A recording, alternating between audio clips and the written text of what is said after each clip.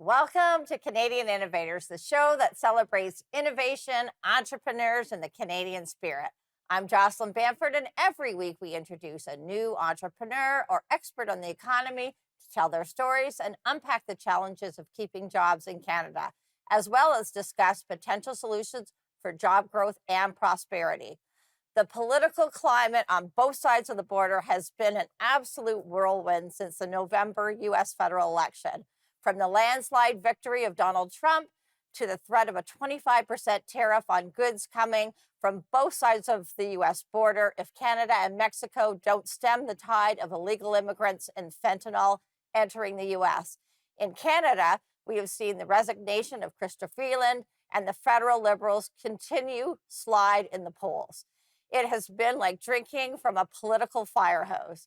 What would a 25% tariff mean to Canada, and how should Canada best handle this situation?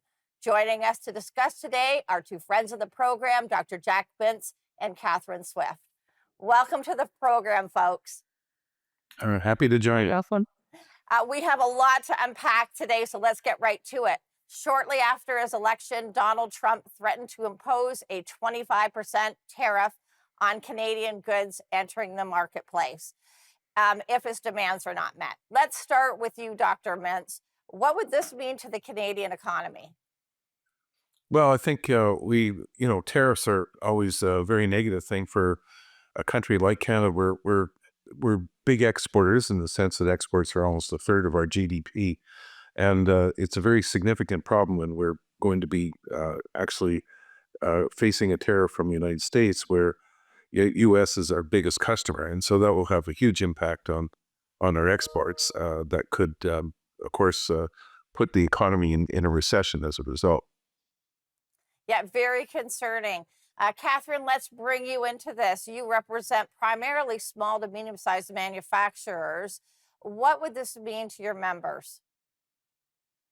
Of course, it all depends what actually happens here. The notion of 20, if we take Trump at his word and he's going to follow through with across the board 25% tariffs, which I don't believe in a million years he would, then obviously it would be devastating. And some people think Canada's already in recession too, and that the only thing that's keeping us barely above the recession sort of line is the fact that we're bringing so many people into the country that their consumption and is boosting GDP in kind of an artificial way.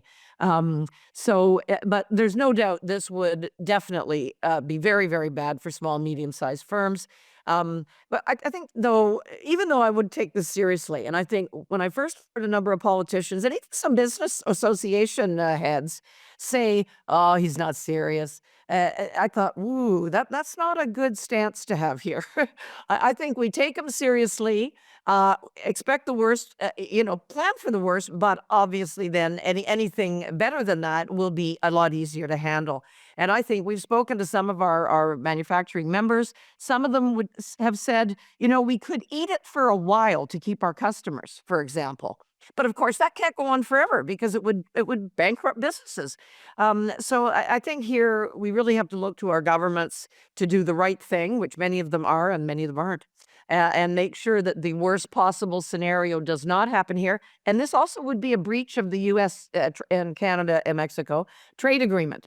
Let's not forget, which Trump signed. Trump was actually the signatory to, because he was in power when that was renegotiated back a few years ago. So there's all manner of complexities here, but it certainly has lit a fire under a lot of Canadian politicians.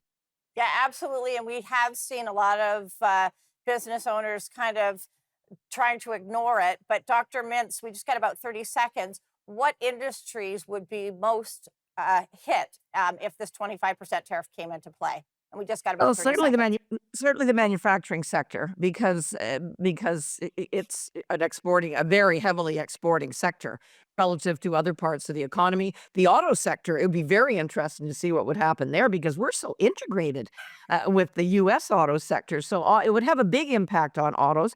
But again, I think we have to realize when we look at exports, say from Alberta, oil and gas exports, which are Canada represents over 60% of all imports of oil and gas into the U.S.